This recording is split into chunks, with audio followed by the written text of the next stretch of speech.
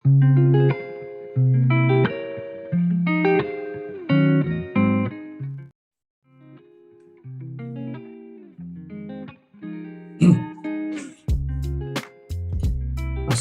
warahmatullahi wabarakatuh.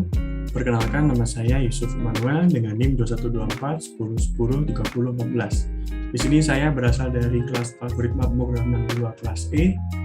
Di sini saya ingin mempresentasikan tugas dari matkul Algo 2 dengan judul algoritma segitiga poligon menggunakan fungsi rekursif.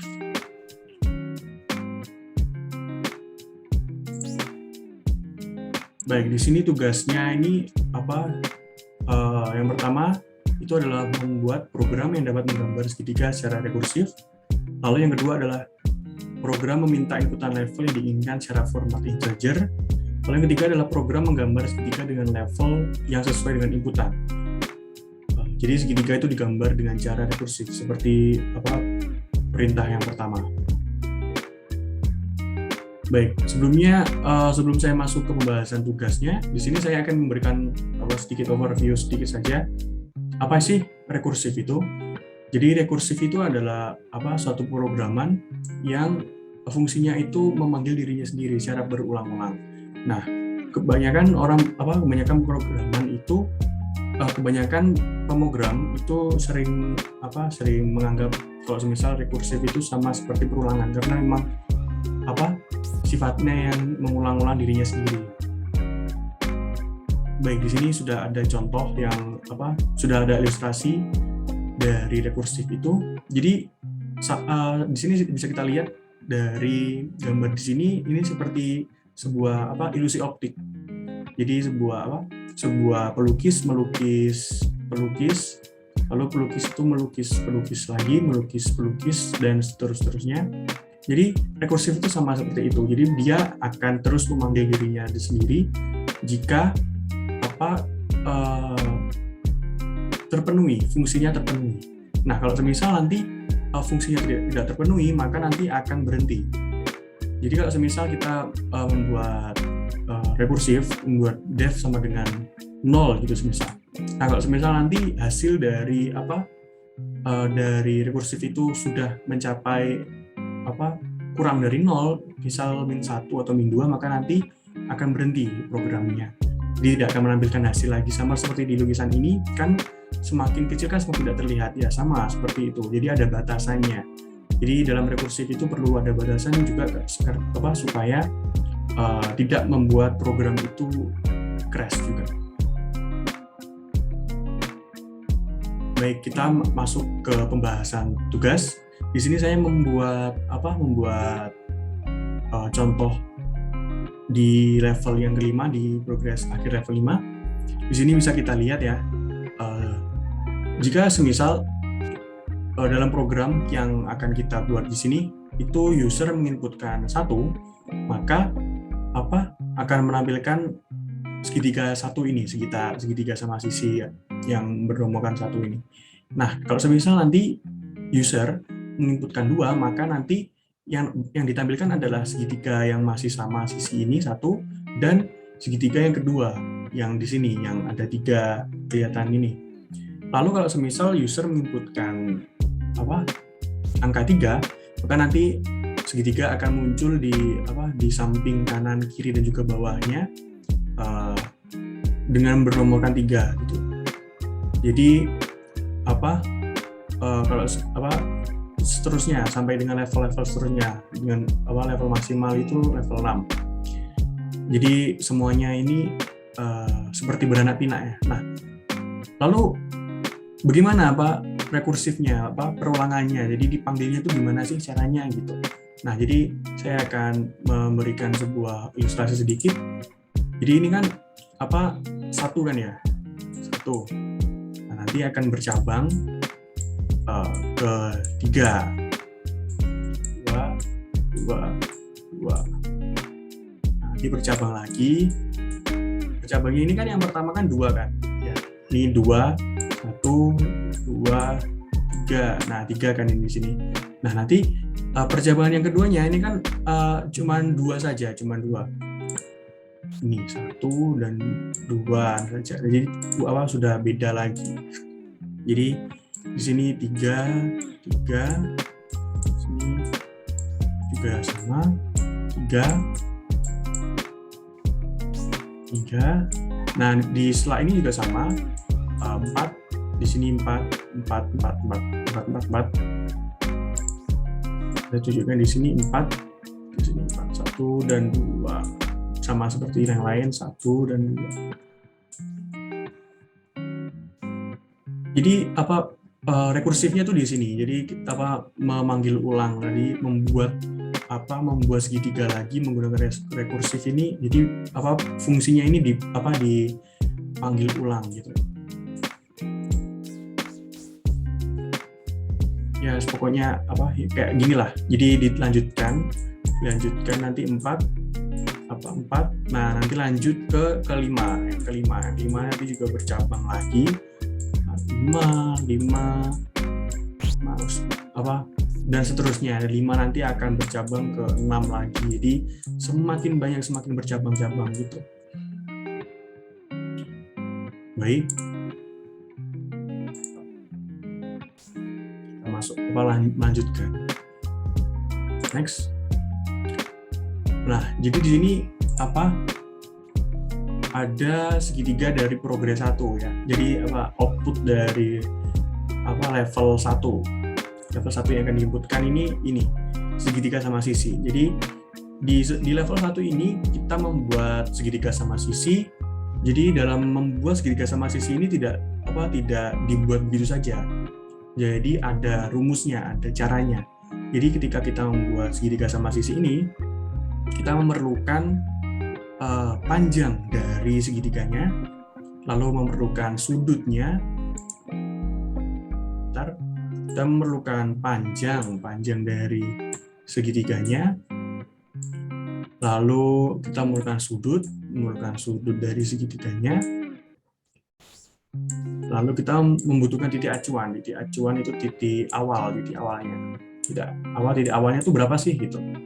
Jadi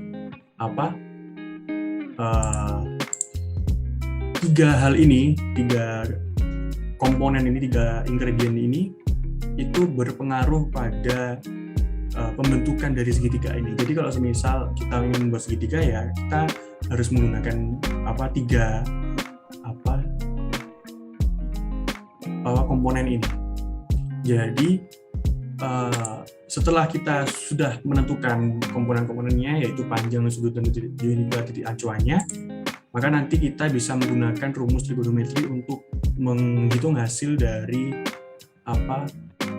panjang segitiga ini dan mengimplementasikan ke programnya itu seperti apa. Jadi di sini kan tadi kan sudutnya kan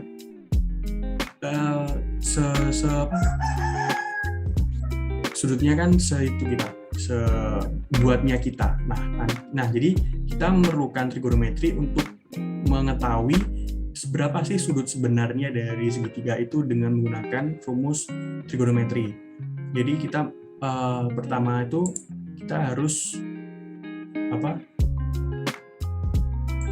saya akan mengetik di sini.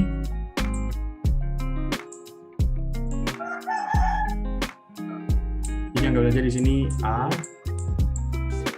di sini B, di sini C. Nah, jadi di A sini, di sudutnya sini, ini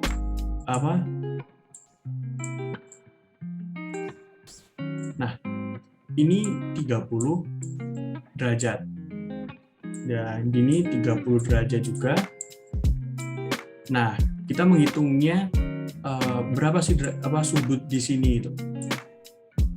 Di sudut ini tuh berapa gitu. Nah, di sini itu tuh 30 derajat. Nah, jadi kalau semisal 30 berarti kan 90. Maka nanti berarti 90 dikurangi 60 berarti kan ada 30 ini. Nah, jadi sudut dari A ini itu 60 derajat.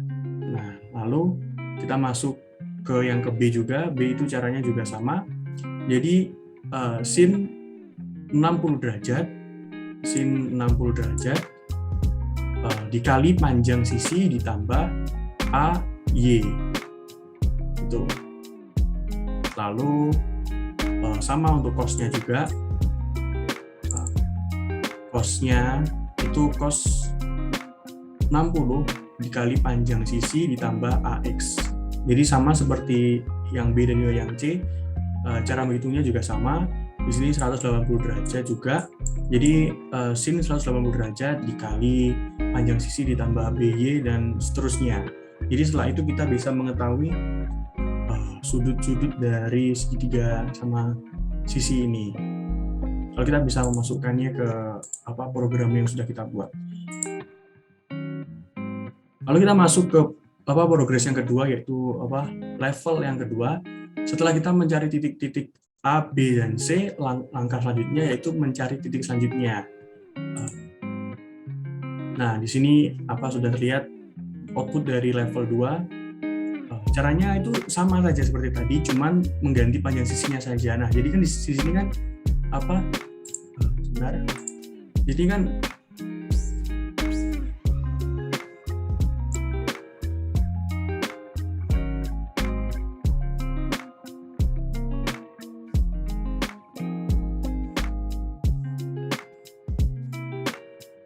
jadi di sini kan panjang sisinya kan panjang di sini kan, panjang di sini.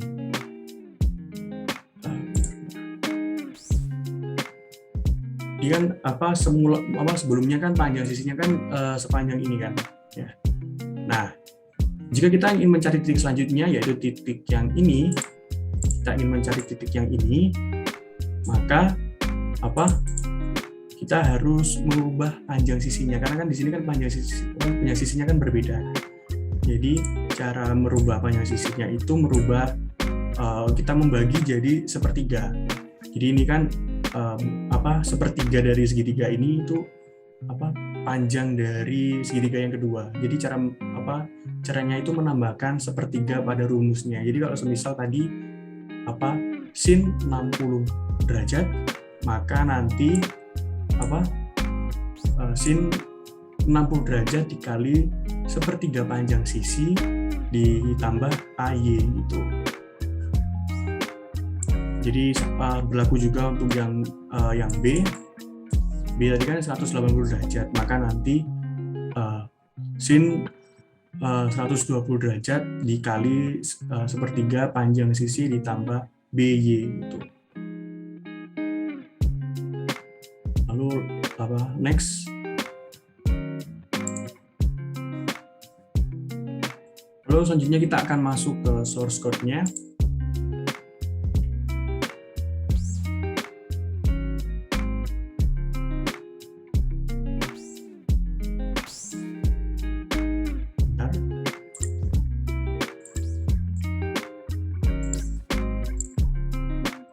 Baik, di sini sudah terlihat ya source code-nya.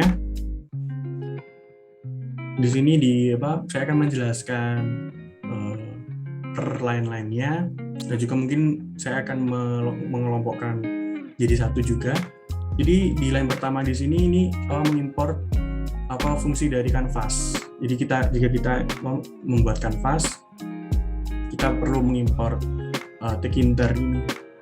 Lalu yang kedua ini kita mengimport fungsi untuk melakukan sin constant. Jadi ketika kita melakukan program ini, kita melakukan sin constant dan juga rumus trigonometri tadi. Jadi rumus trigonometri tadi itu dipakai pada saat mencari cara untuk menentukan sudut-sudutnya. Lalu ketika kita sudah masuk ke program, maka nanti kita menggunakan sin constant seperti pada presentasi saya sebelumnya, yaitu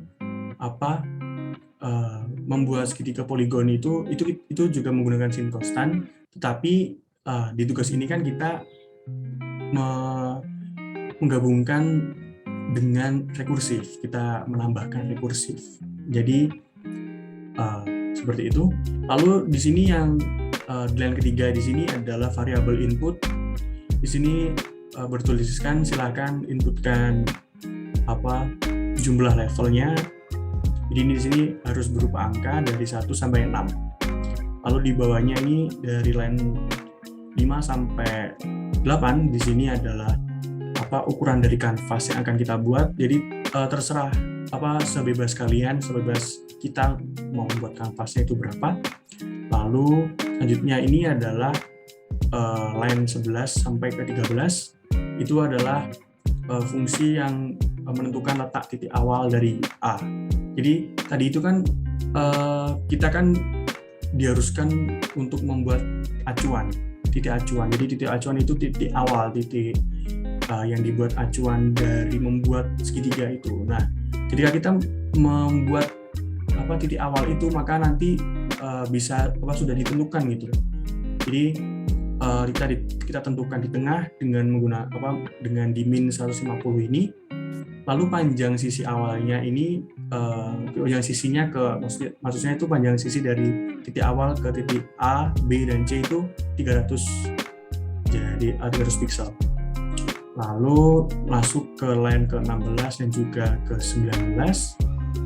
Di sini memiliki fungsi untuk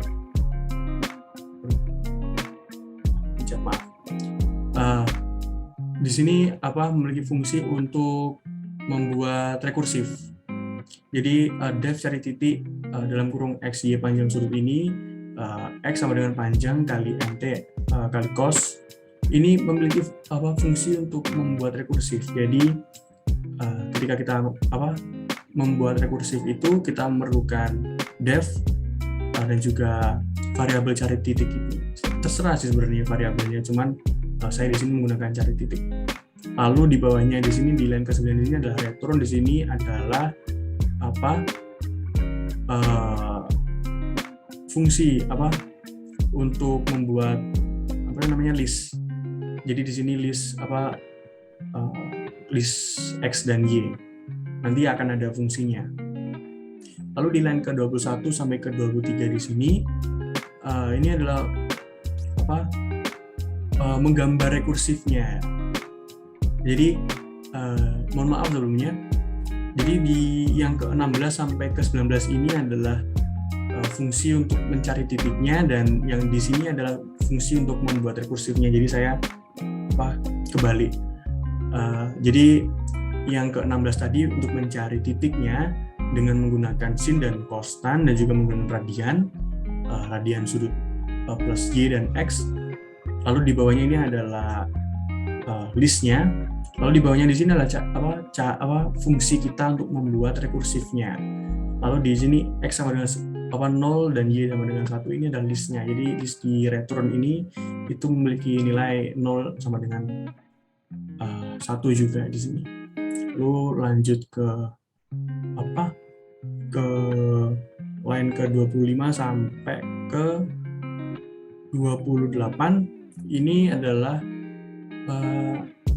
titik yang dicari di antara titik B atau C.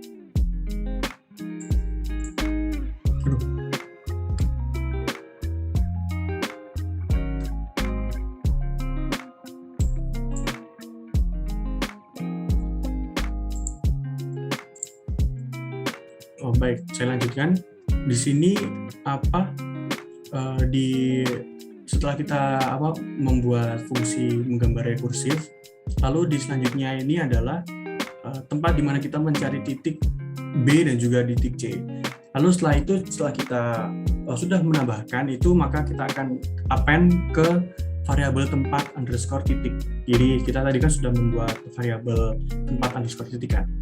Lalu di bawahnya ini adalah fungsi untuk membuat grid line dari level 1. Jadi dari segitiga pertama. Jadi di sini fungsinya jika user menginputkan level 1, angka 1, maka nanti akan grid line akan membuat sebuah rekursif, akan membuat sebuah segitiga di canvas. Dan akan menampilkan output, nanti akan saya demokan.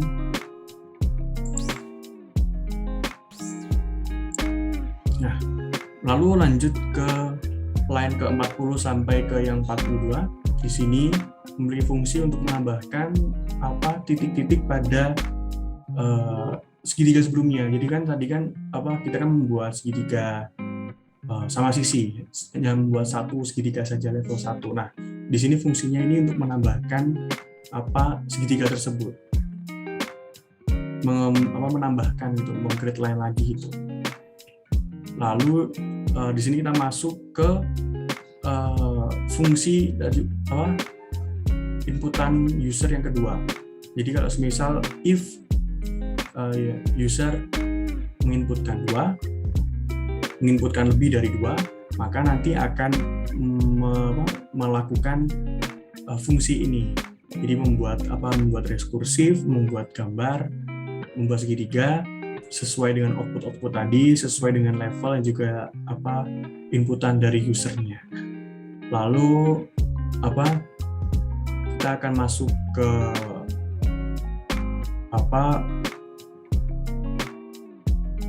implementasinya. Ada program yang sudah saya buat.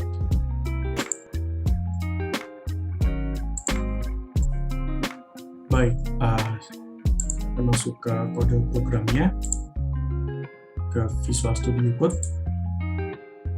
Nah, mungkin sudah masuk ya. Di sini terlihat dari source code yang sudah saya buat. Saya akan menjalankannya.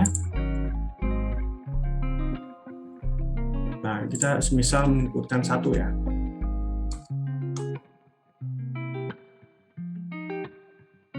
Bentar.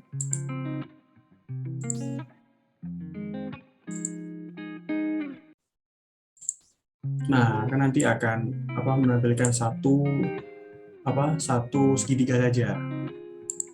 Lalu semisal kita inputkan 2. Nah, maka nanti akan ada 2 segitiga seperti itu. Lalu sama seperti selanjutnya, jika kita menginputkan 3, maka nanti akan muncul anaknya, yaitu hasil dari pemanggilan rekursif itu tadi, segitiga yang ketiga. Lalu lanjut ke yang keempat.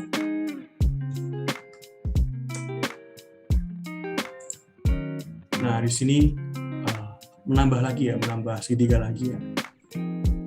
Lalu sampai level yang ke 6 kalau nggak salah. Iya, 6. Nah, di sini masih menambahkan lagi kecil sekali. Kita coba inputkan 6. 6 menurut saya sudah tidak terlihat lagi ya, karena memang sudah sangat kecil dari yang kelima saja. Nah, jadi seperti itu implementasinya.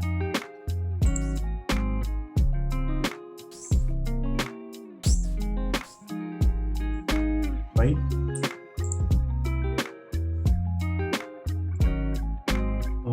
Sebelumnya saya mohon maaf jika terdapat kesalahan dalam mengucapkan presentasi ini atau mengucapkan tugas ini. Saya mohon maaf jika masih terdapat banyak kesalahan juga dalam mengerjakan program dan juga mengerjakan PPT ini. Saya berterima kasih atas perhatiannya dan sekian, terima kasih.